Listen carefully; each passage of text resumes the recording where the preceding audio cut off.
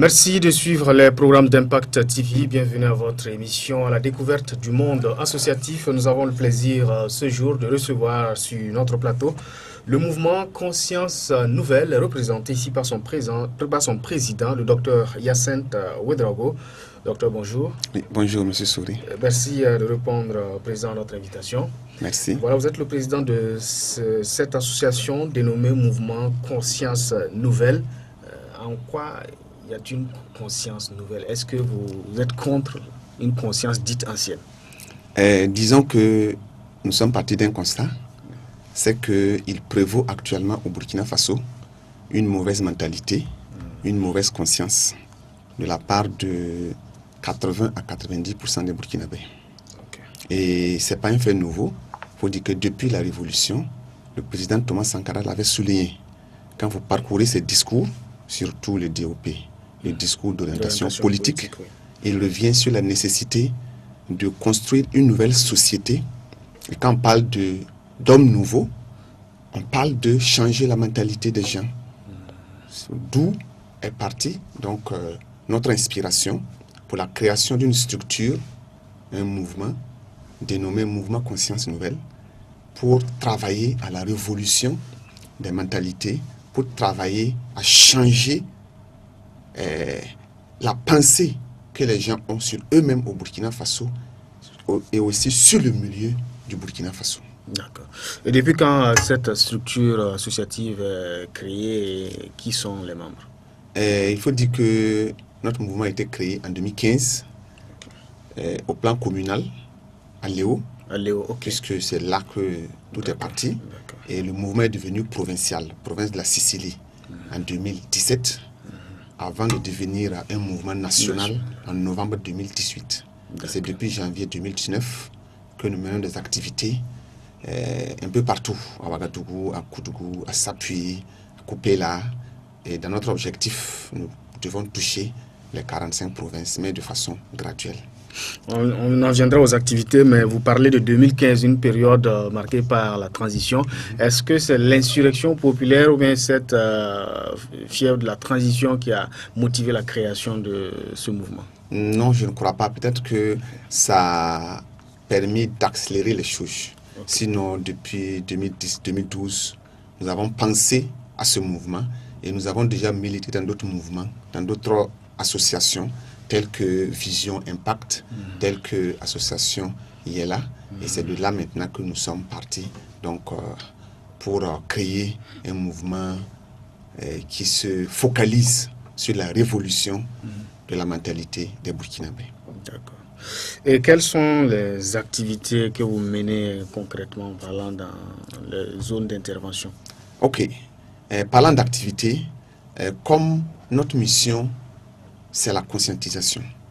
Il faut passer par la prise de parole. Peut-être après, si le temps permet, je vais revenir sur notre vision et la mission que le mouvement s'est assignée. Mais avant, je parle donc des objectifs et je parle des activités que nous menons. Il faut dire que c'est par la prise de parole. Et pour prendre la parole, il faut passer par des conférences. Je peux dire que notre champ de bataille, c'est le domaine des conférences que nous animons périodiquement, que nous animons presque chaque mois. Nous faisons des conférences sur des thèmes qui vont en droite ligne avec la vision du mouvement, des thèmes sur le développement personnel, des conférences sur le travail, des conférences sur le patriotisme, sur le civisme, sur l'intégrité. Voici l'essentiel des conférences. Par exemple, si je prends 2020, nous avons déjà mené plus de 6 conférences. En 2 mois, on a mené une conférence le 25 janvier, c'était à l'université Joseph Kizerbo, devant donc des étudiants. Et le 8 février passé, le samedi passé, c'était à Koudougou, au campus donc Norbert Zongo, où nous avons développé le thème, la conscientisation, un défi incontournable pour le développement du Burkina Faso. Il n'y aura jamais de développement, quelle que soit la richesse du milieu naturel, quels que soient les atouts que nous avons, si l'homme qui est le premier acteur du développement n'est pas lui-même transformé, n'est pas un acteur du développement. Donc nous faisons des conférences, nous avons des émissions radiophonique dénommée Émission Conscience Nouvelle, que nous animons actuellement sur 2 radios à Léo, la R&D de Léo et Radio Tampané de Léo. Et nous avons entrepris des démarches pour que cette émission radiophonique devienne aussi une émission télévisuelle. Nous sommes en train de travailler donc dans ce sens. Nous faisons aussi des compétitions sportives et culturelles, des compétitions qui permettent aux élèves de compétir, de se découvrir. Et lors de ces compétitions culturelles sportives, qui durent souvent 2 mois, 3 mois, parce qu'on les lance le plus souvent en janvier, février, et les finales se jouent en mai. Et pendant ces compétitions, nous profitons faire des conférences dans les écoles, parce qu'il faut agir sur la mentalité des jeunes, des tout petits, parce que c'est eux qui font le Burkina d'aujourd'hui et surtout le Burkina de demain. Parlant d'activités aussi, nous faisons des journées de salubrité, voilà, pour joindre l'acte à la parole. Si nous prenons le civisme, l'intégrité, il faut aussi promouvoir la salubrité au sein des villes. Donc on a assez d'activités. Je ne sais pas si le temps peut me permettre. Non, mais il n'y a pas de souci. Voilà. Donc, en tout cas, plusieurs activités. Qui est membre de MCN? Est-ce que vous avez des soutiens extérieurs ou bien ce sont les membres seulement qui parviennent à faire tout ça? Il faut dire que au sein du mouvement Conscience Nouvelle, nous nous focalisons sur nos propres revenus. C'est aussi une conscience qu'il faut prôner. Nous avons assisté à l'émergence de plusieurs associations qui disent vouloir lutter pour le développement, lutter pour l'indépendance, mais qui dépendent de soutien ou encore qui tendent la main. Nous ne sommes pas contre les soutiens. Si quelqu'un vient vers nous et voit notre activité et se propose de nous soutenir, nous ne sommes pas contre. Mais nous prônons le refus de la mendicité. Depuis que le mouvement Conscience Nouvelle existe depuis 2015, nous avons toujours fonctionné sur la base de nos propres revenus. Ce sont les membres du mouvement, par des cotisations volontaires et par aussi des dons et qui arrivent à supporter la facture du fonctionnement du mouvement. Jusqu'à présent, nous n'avons pas reçu un soutien conséquent de plus de 50 000 francs, ça c'est lors de nos compétitions, quand les gens sont invités. Mais chaque année, nous avons des budgets qui tournent entre 3 et 5 millions. Et nous fonctionnons, donc nous prenons la responsabilité. La bonne conscience, c'est la responsabilité. Si on a une vision, il faut payer le prix de la vision en se sacrifiant, en donnant de son temps, en donnant aussi de son énergie, en donnant aussi de son revenu. Et qui sont les membres, qui peut être membre de MCN? Pour être membre de MCN, il faut être burkinabé. Je le dis parce que dans les années à venir, parce que c'est un mouvement que nous voulons international, notre logo l'exprime bien. Si le temps aussi me permet, je reviendrai sur notre logo et son explication. Notre champ d'action, notre foyer d'action, c'est le Burkina Faso. Donc pour le moment, nous parlons en termes de burkinabé. Voilà, il faut être burkinabé, être de bonne moralité, avoir peut-être 15 ans pour pouvoir quand même se décider. Si on permet aux enfants de s'engager, on peut dire que c'est peut-être sans avoir une conscience claire. Avoir 15 ans, voilà, être burkinabé et adhérer à la vision du mouvement, parce qu'on peut être membre d'un mouvement qui prône la nouvelle conscience et soi-même on est un contre-exemple du message que nous véhiculons. Et toute personne qui veut, et nous disons que c'est vrai, il y a des cotisations qui font 1000 francs par mois, mais nous avons toujours dit à nos membres que ce n'est pas une obligation. L'essentiel c'est de s'engager, c'est d'avoir donc du temps pour militer et agir en faveur de l'expansion de l'idéal du mouvement Conscience Nouvelle. Nous voyons que le capitaine Thomas Sankara est votre modèle. Est-ce que vous avez été touché par des anciens camarades de l'homme? Pas du tout. C'est plutôt nous qui souvent nous allons vers eux par motif de conscience. Parce qu'il y a des gens qui ont mené le combat, que lui il a mené. Et après donc l'assassinat du président Sankara, Thomas Sankara, il y a des gens qui ont poursuivi la lutte. Et nous pensons que si nous voulons, parce que notre mouvement aussi prône le sankarisme, nous avons le sankarisme comme idéal, nous prônons le panafricanisme, parce qu'on se dit que les pays refermés sur eux-mêmes ne pourront jamais vaincre et triompher dans ce contexte de mondialisation. Alors nous prônons des actions qui dépassent les frontières nationales. Donc nous allons vers certains sankaristes, souvent juste pour parrainer nos activités ou souvent pour des conseils. Parce que nous avons des aînés qui nous ont dévancés. On ne peut pas parachuter de nulle part et vouloir aller loin.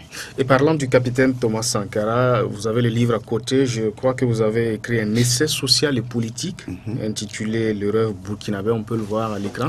Voilà, où il y a l'image du capitaine Thomas Sankara. C'est un livre de 359 pages. Voilà, édition Ecovie, sorti en décembre 2019.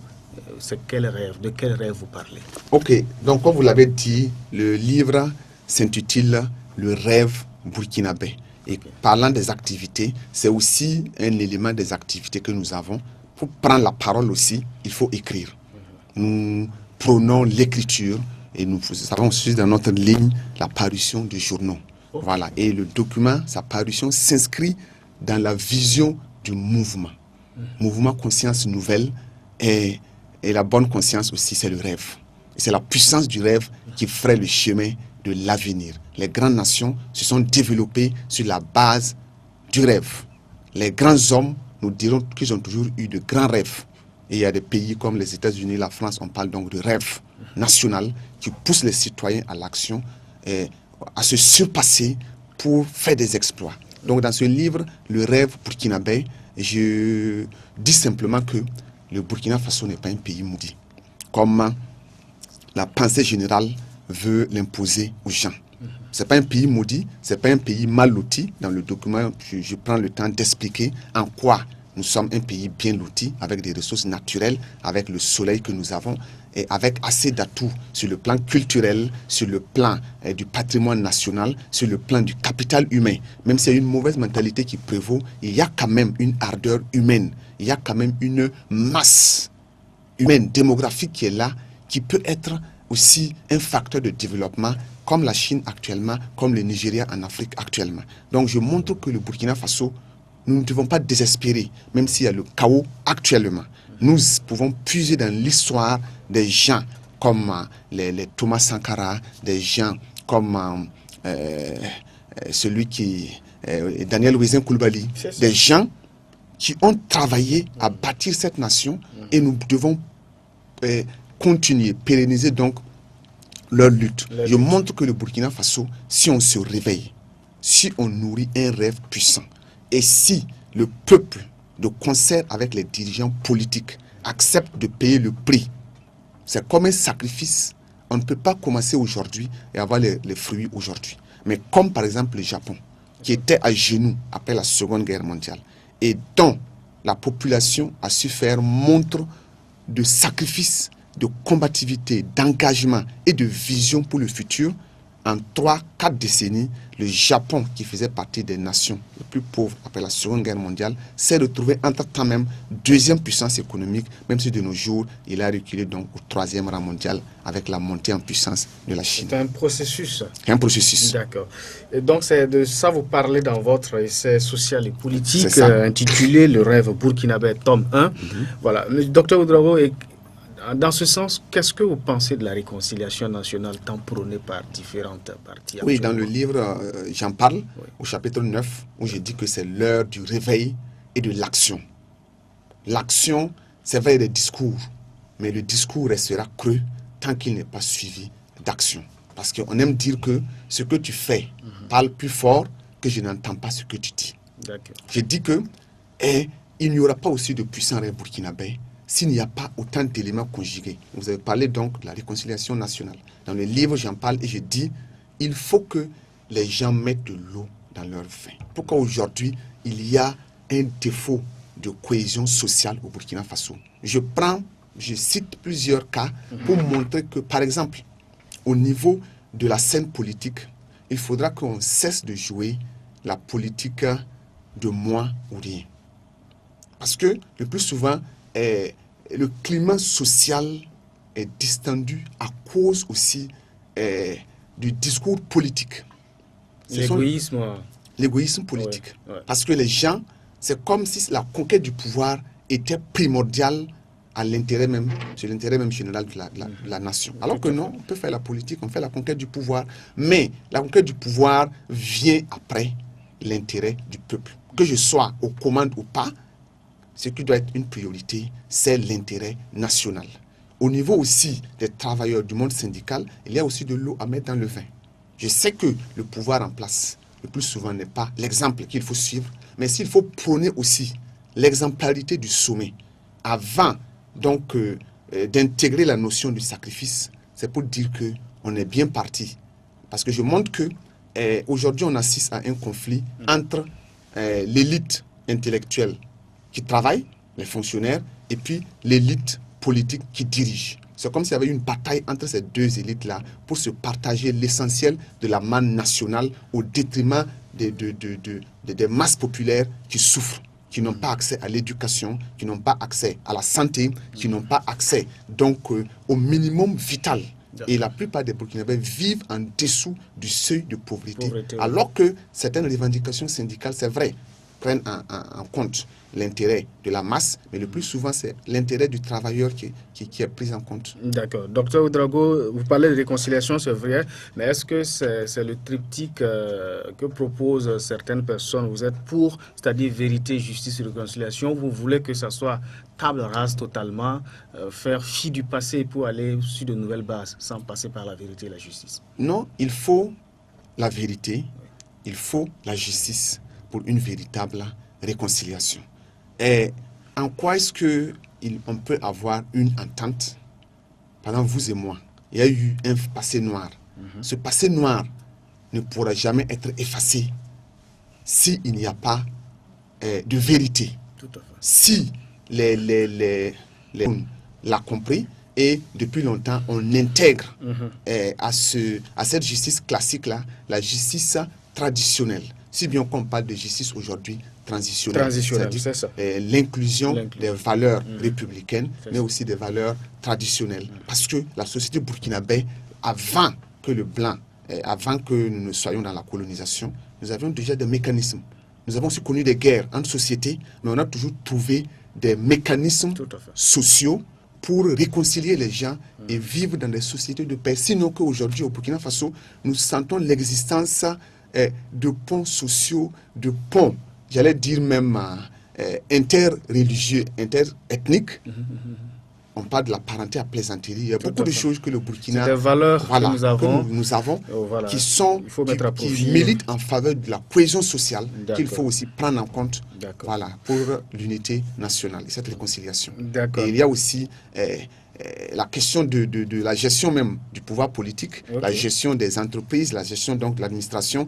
Tout ça, il faut aussi tenir compte de ça parce que quand ceux qui sont au sommet...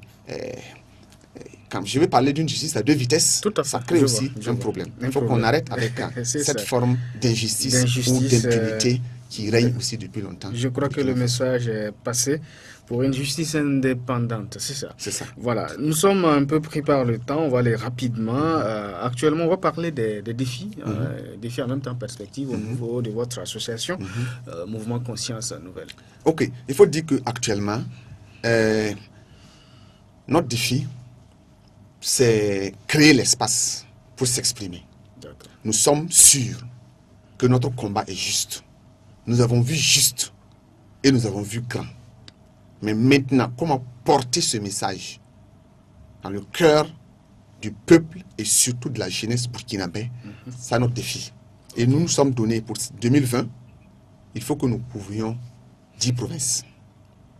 Entre 10 et 15 provinces. Actuellement, nous avons au compteur 5 provinces, mais nous comptons couvrir 10 provinces, entre 10 et 15 provinces avant la fin d'année. Et il y a déjà des provinces telles que le Kouritenga et puis Zorgo qui sont au programme. Et dans le mois de mars, nous allons donc toucher les provinces du sud-ouest, le Yoba, la Bougriba, Djebougou et puis aussi Poni, Gawa.